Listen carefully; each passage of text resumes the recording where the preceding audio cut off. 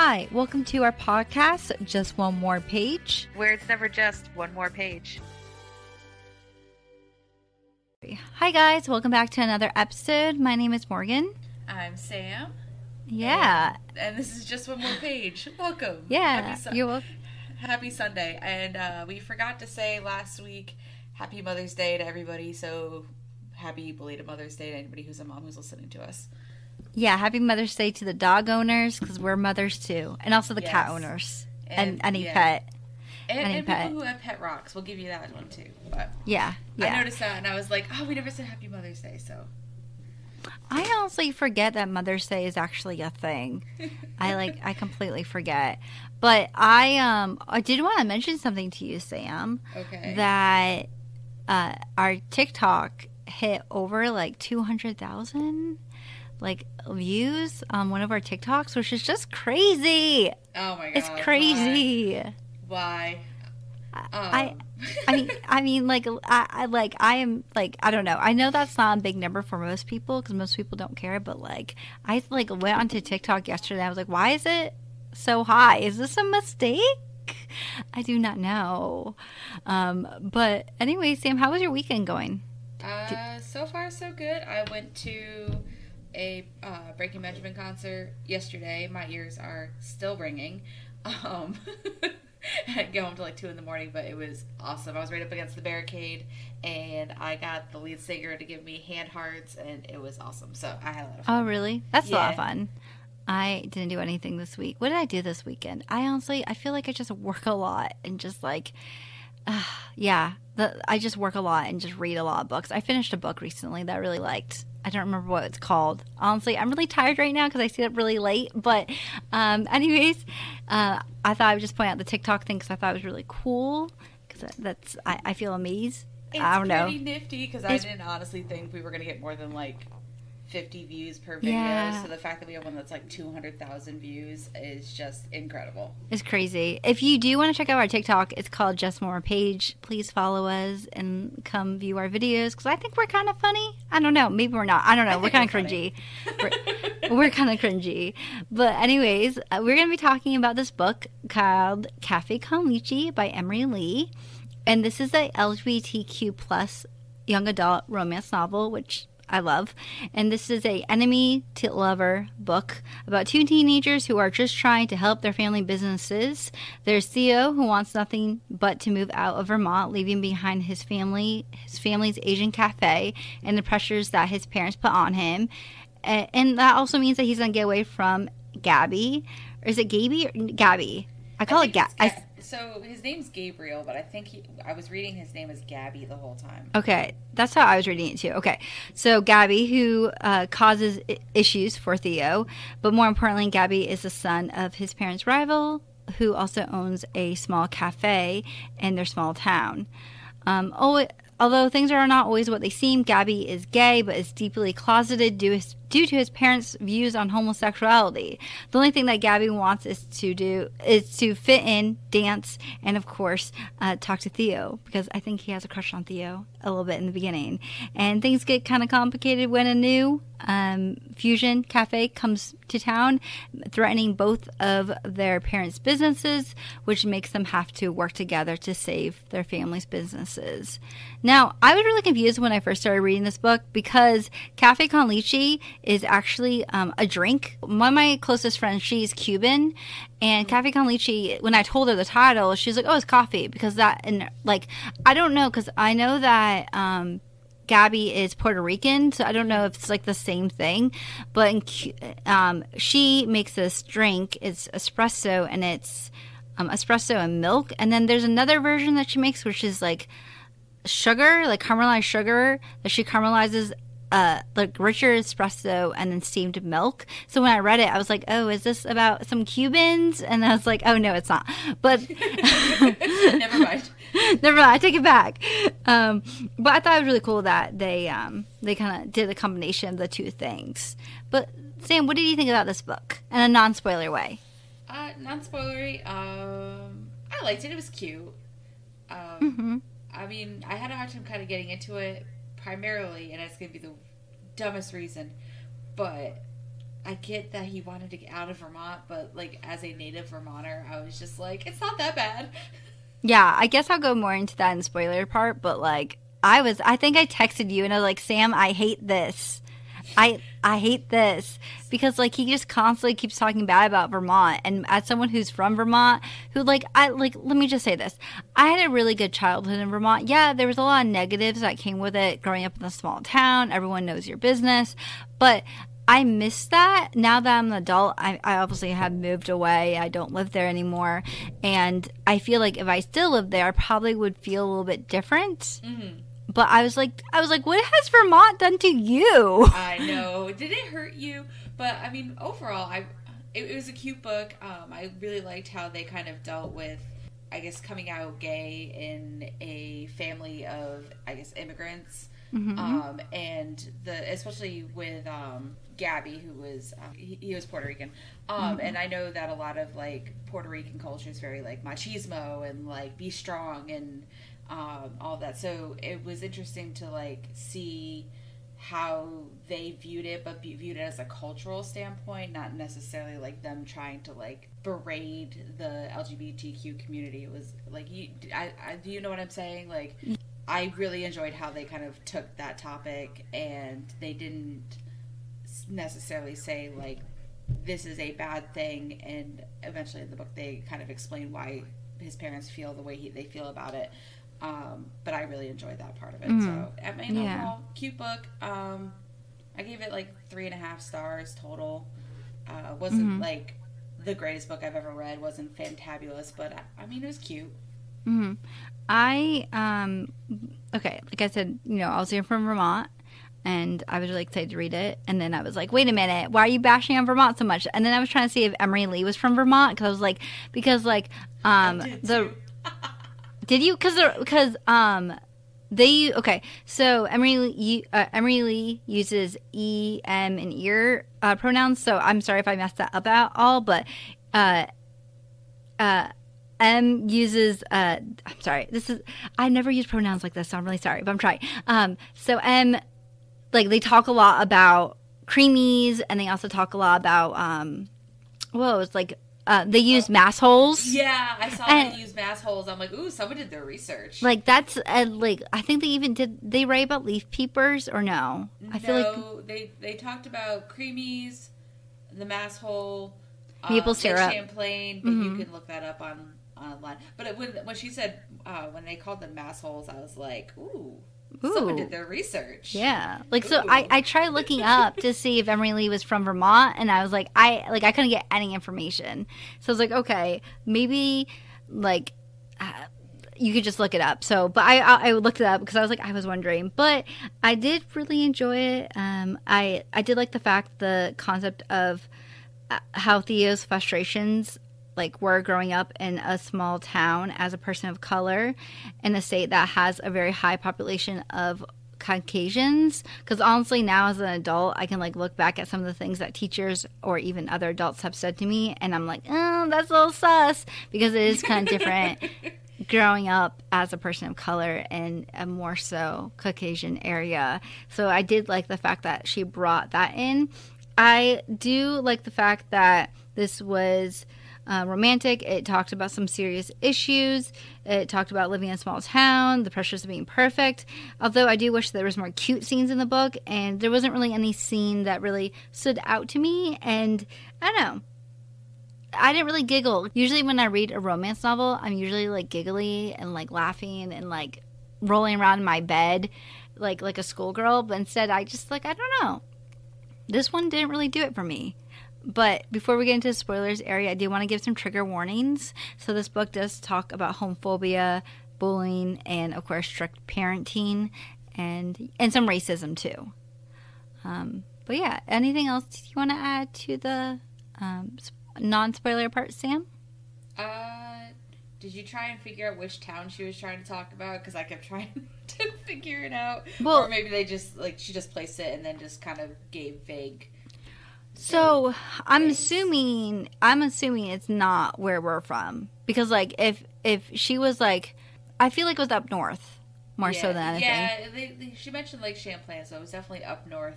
But I was like, name a town. Name a town. Like, Stowe? Do you think maybe Stowe? Because that's kind of... could be a good one. Yeah. I feel like maybe Stowe. I was kind of thinking, like, Virgins-esque. I feel like, though, maybe kind of like even... I don't see Burlington, because Burlington's a really big city. But also on top of that, I guess, like, maybe because, like, I didn't really see it in my hometown. But, like, we didn't really have any Asian, like cafes at all. So, like, I'm, like, trying to think in my head. I'm like there. I was like, where would this be? Like, where would there be an Asian cafe? That's what I was trying to think of, because I was like, okay, she put it in Vermont, but then kind of what she was describing and everything isn't really stuff you see. So I was like, where in my mind would I put this town? Just because that's where we've grown up. So I don't know. It was just a fun thought experiment. I was like, I wonder where this is. Yeah, because Vermont's really, really tiny. Like, if you're not from Vermont, then let me just say, to get to one side, or to get from the bottom to the top of the state, it takes, like, what, 4 hours? 3.5, 4 hours? 3.5 hours, yep. Yeah. Like, it's not a big state at all.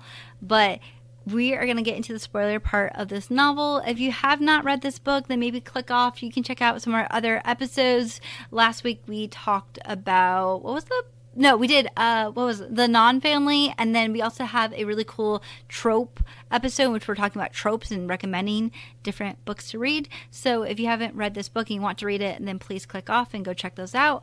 But we're going to be talking about spoilers. So yeah. So yeah, if you hang out and you're still listening and you haven't read the book, just know you did it to yourself.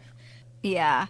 Okay, so I guess, I'll start. The first thing I really want to talk about, I guess, is the friendships. You know, you would think I'd start with the romance, but I'll save that for last. Okay. So we have the friendships. And if you don't know, or if you haven't read the book, the point of views are split up into Gabi's point of view and Theo's point of view. Mm-hmm. And you have, a bunch of different friendships, because obviously they have friends. And, we have Theo and Justin's friendship, which honestly, I don't know how I feel about it, because I felt like Theo didn't really appreciate Justin at all.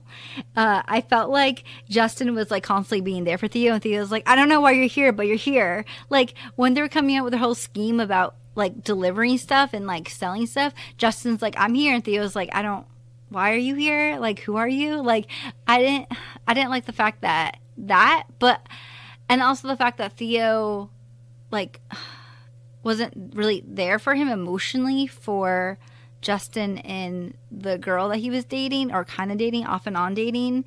And I don't know. I do feel like at the end of it, they did kind of get along very well. And I did like their banter. And I did like the fact that Justin held a grudge against Gabi after he thought that Gabi was homophobic. And I felt like that was really nice, because I would have done the same thing. I'd be like, don't mess with my friends. Right.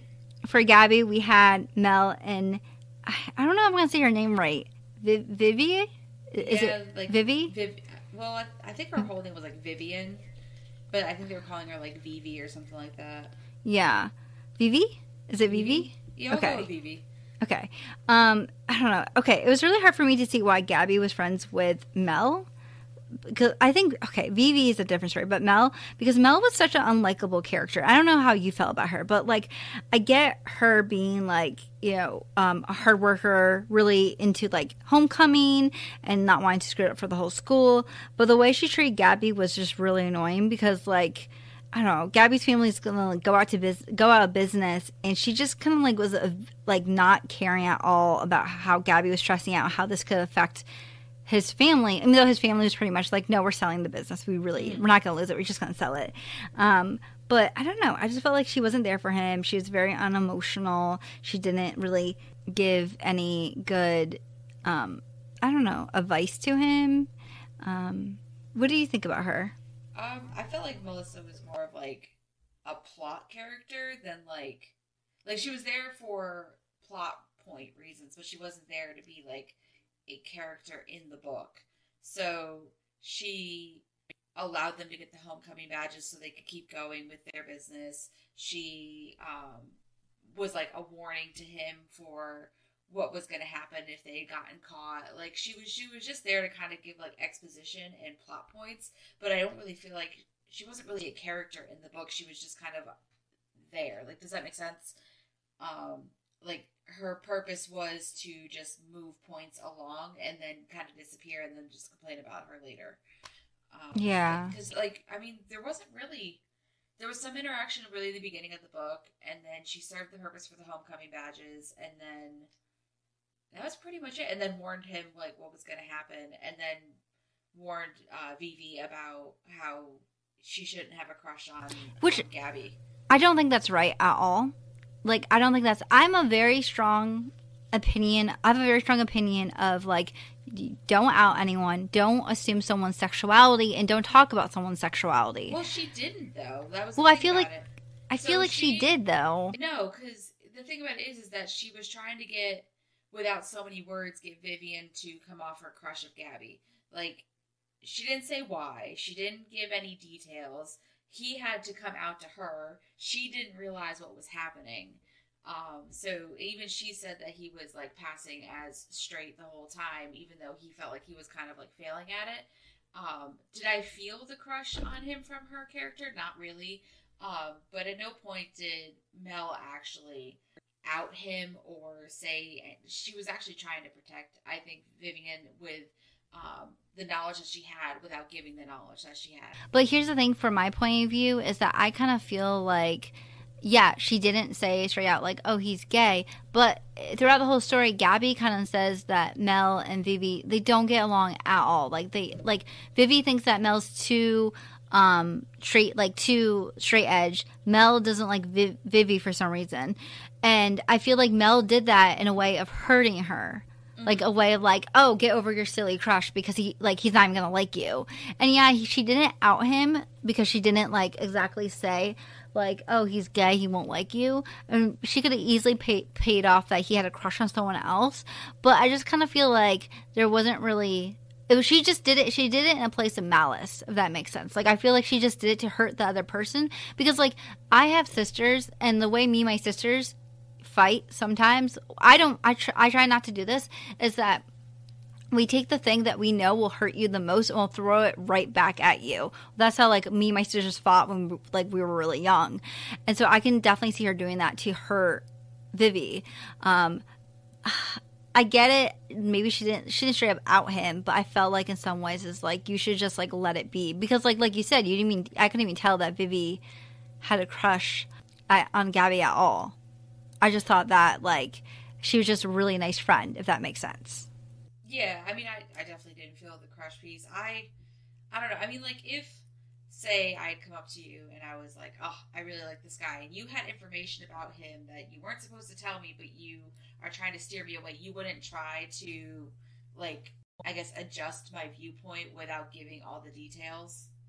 Yeah, I don't know. I just think that she just... I think I would have viewed it differently if they were friends. Like, if they were close friends. Because I think the way that Arthur wrote it was that they were, like, not friends at all. They couldn't stand each other. And I also thought it was really shitty that Vivi let it slip to Mel that they were talking behind her back. Well, it's because Vivi felt the way you're feeling about Mel, in that she felt like Mel was coming at, like, trying to make her feel bad, so she went after her with the one thing she knew was going to hurt her. Yeah. I don't know. Regardless, I think that it was done in a place of spite both ways. There's no good in that. I get it that she didn't exactly say, like, oh, he's gay and out him. I just wish that Mel was a little bit more of a better friend, if that makes sense. And I get it. Maybe that takes away from the main story. But I wish that there was, like, a little bit more to it where you could see her being a better friend. Because, like, at the end of it, she's just like, oh, I'm sorry I wasn't there for you. Like, I was obsessed with Homecoming when she didn't even want to be, like, into Homecoming. And she wasn't my favorite character at all. But another one of my favorite unfavorite characters was obviously the parents. Yeah. What did you think about the parents? Theo's parents, I mean, I kind of felt bad for him because they really, I think they put too much onto him, but I can kind of see where they were coming from too. They were stressed out to the max, and his uncle was kind of a jerk, and, like, they had a lot going on, and I feel like toward the end of the book, we could kind of see the bigger picture of why his parents were the way they were. Like, they didn't, like, demonize Theo for his sexuality at all. But they did kind of, or like, you're not working hard enough, you're not doing what you should be doing, you're not getting the grades in school, look at your brother. And it kind of sucks when you get compared to your siblings. As far as Gabi, again, like, I don't agree with how his parents went about it, but when it came to the explanation, and I'm not giving them as much credit as it's about to sound, but when they started giving him the explanation of why they were saying things the way they were, because they were just trying to protect him, it kind of makes sense from a cultural standpoint, especially like that, like, machismo culture of, like, you need to be strong, you need to be a protector, you need to show people that, like, they can't tear you down. So if you show them a moment of weakness, they're just going to, like, come at you, and they didn't want that for their kid. Yeah, but okay, I don't know. I don't feel like, okay. This last piece, and then I'll let you go. I really appreciated that, even though the parents were kind of, at least with Gabi, the parents were kind of trying to work their own kind of problems and trauma out, that, like, his dad asking for the pictures was kind of like the olive branch in, we'll figure this out. We'll figure out how our relationship's going to be changing, and how they're going to kind of have to start changing their mentality because of the fact that their son is gay. So at least I appreciated that, like, small moment when he was like, well, do you have pictures? Can you send them to me? That kind of shows that even though they've been kind of pushing this rhetoric onto their son for so long, that they're willing to try and change their point of view. And I appreciated that. Yeah. I don't know. I feel a little bit differently. So for Theo's parents, I do understand the stress that they put on him because they just want him to be good. And I do appreciate the fact that at the end of it, you find out that his mom stood up for him. Because I think for him, he always kind of viewed that his parents and him were on, like, two opposite sides. And I do have empathy for the way that he is treated compared to his older brother. Because his older brother is always kind of viewed as the golden child. And I think Theo has a lot of resentment because of it. But I completely understand it. Like, I understand how he goes through it because I have two sisters. I'm the middle child, and I think that says a lot. But I, like, okay, as an example, this weekend, my sister's boyfriend, he does music. He's really good at it. He's really good at music. I'm not gonna take that away from him. But my parents put on his song and kept playing it over and over and over again, like me just sitting there being like, you guys never listen to my podcast, like, and the hurt and the frustration I feel like it's the same with Theo, where he just wants his parents to accept him and to be proud of him and to kind of be involved into the things that he likes, and it really sucks. And so I think that's why when they come to a soccer game, it really turns things around for him, and having that relationship with his parents, that gets better. Now for Gabi, growing up, I'm mixed, so my mom is Mexican, so I didn't really grow up too much into that culture because I obviously lived in Vermont and it was mostly white people I was around. But I do realize that, and correct me if I'm wrong, please, people, but there is some sort of, like, I don't want to say like all Hispanic people are homophobic. I don't think that's honest at all and true at all, but I definitely feel like there's this, like you said before, there's this like macho kind of behavior of being tough and being rough, and I think that plays a lot of how Gabi's father acts.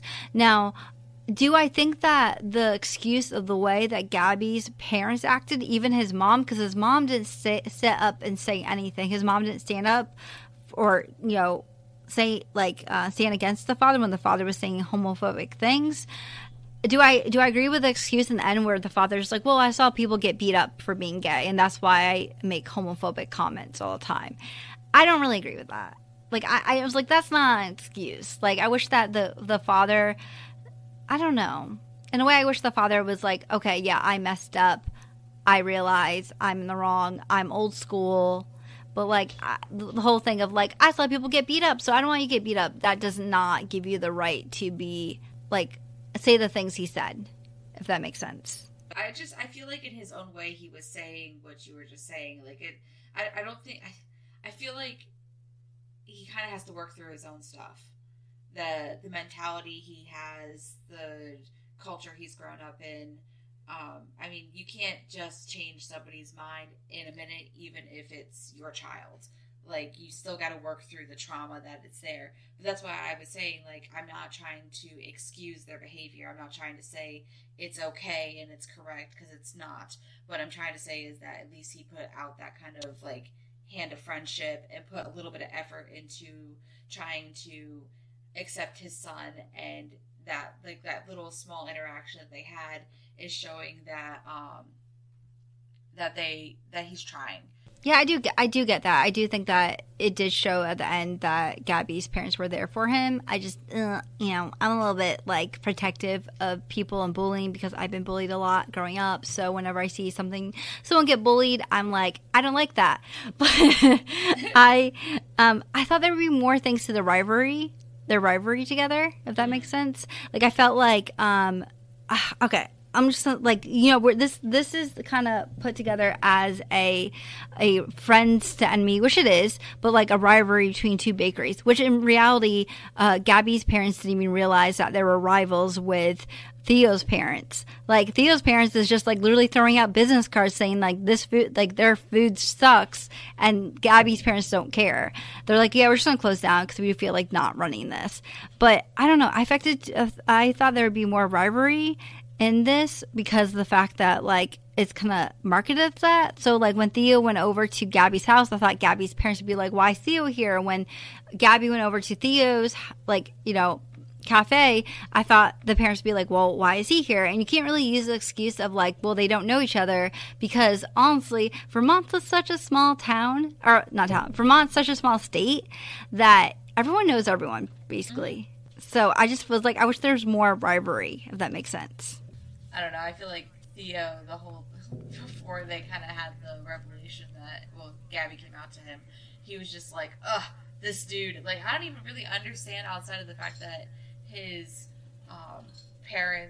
their parents were in rivals, his, like, crankiness toward Gabby the whole time, because he was kind of extra mean to him for really no reason outside of just, well, your family are our competition. It's like, okay, but he was just, like, extra mean to him the whole time, and I was like, I think you're being a little unnecessary, friend. Yeah, and Gabby was just like a cinnamon roll, to be honest with you. I love Gabby. I was like, be nice to him. He just wants to show you that he likes you. But the romance in this. Do you like the romance in this? Yeah. I feel like it's not the romance, but it was the, like, kind of helping Gabby come to terms with himself that I liked more than, like, the actual romance side. I feel like they both were good to help work through their trauma. Like, Gabby was really good at, like, being an understanding and listening friend who was helping Theo seem like, dude, like, I know you feel like everything kind of sucks, but it really doesn't suck that bad. And if you just kind of changed your mindset, then you would feel much better about yourself. Yeah. And Theo kind of helped Gabby kind of realize that, like, being gay is not bad. Mm-hmm. Like, it doesn't, I mean, look at all of these positive things that could come out of it. So I think they were good at working each other's trauma out. Mm-hmm. But as far as, like, the romance, I was like, yeah. Not really. Yeah, honestly, I feel the same way. I honestly feel like this book more so was about, like, finding your own way and finding, like, getting past those walls and getting past, like opening yourself up. And I think that I would have liked this book a little bit more if it wasn't marketed as a enemies to lover. Not saying that, like, I wouldn't read a gay love story, because obviously if you look at all the books I read, I think I did a bar graph, and it's like YA romance, and I wrote, like, LGBTQ romance, and it's just like the whole thing is just LGBTQ.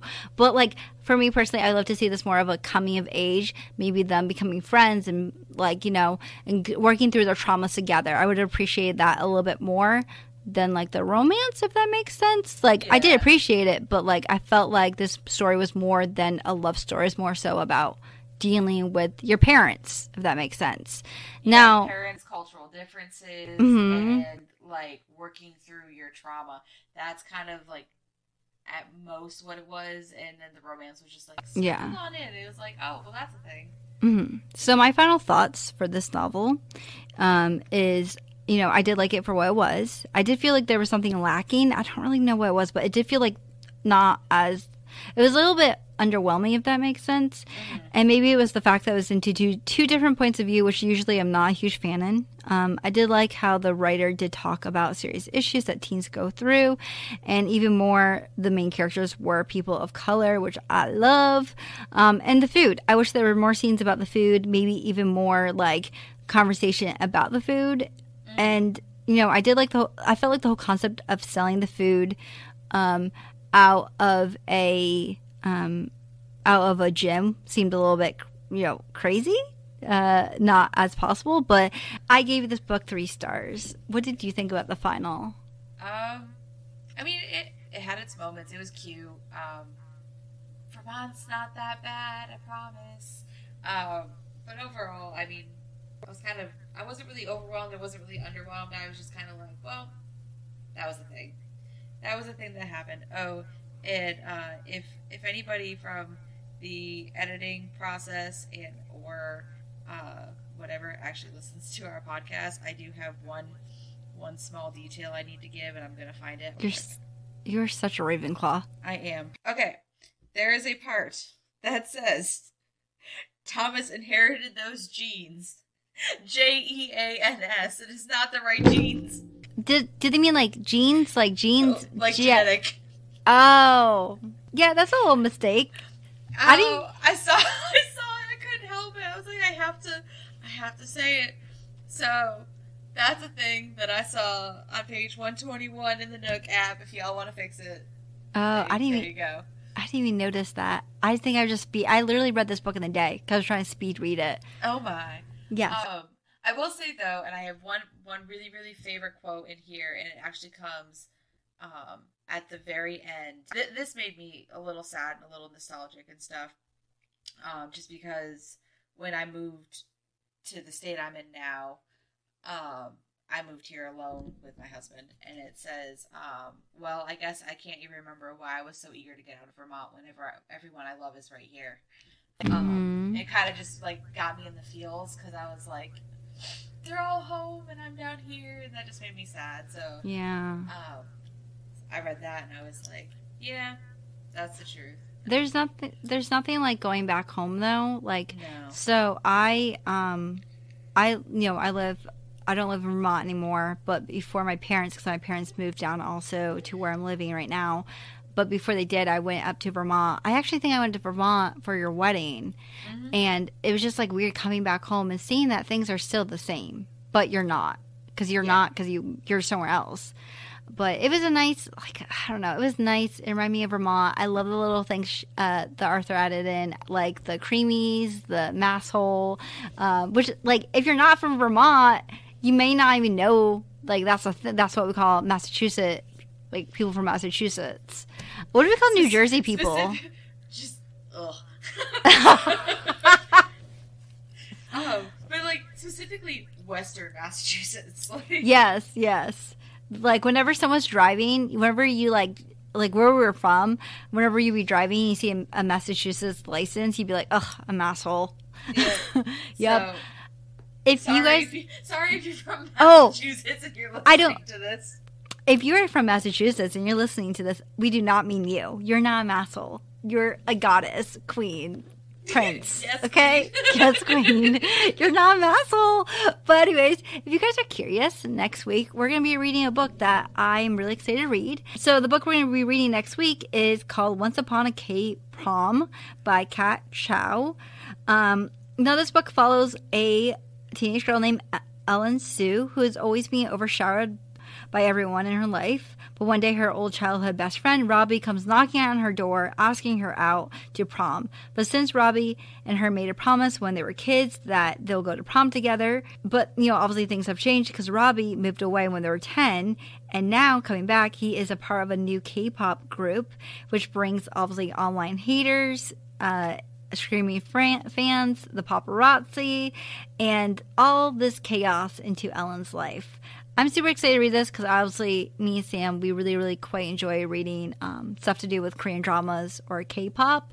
But the one thing I will add to this is that, listen, I have an issue, Sam. Sam, okay. I have an issue, okay? What is your issue? I saw on TikTok, like, someone posted from Barnes, Barnes & Noble people have, like, their own TikToks for, like, each store.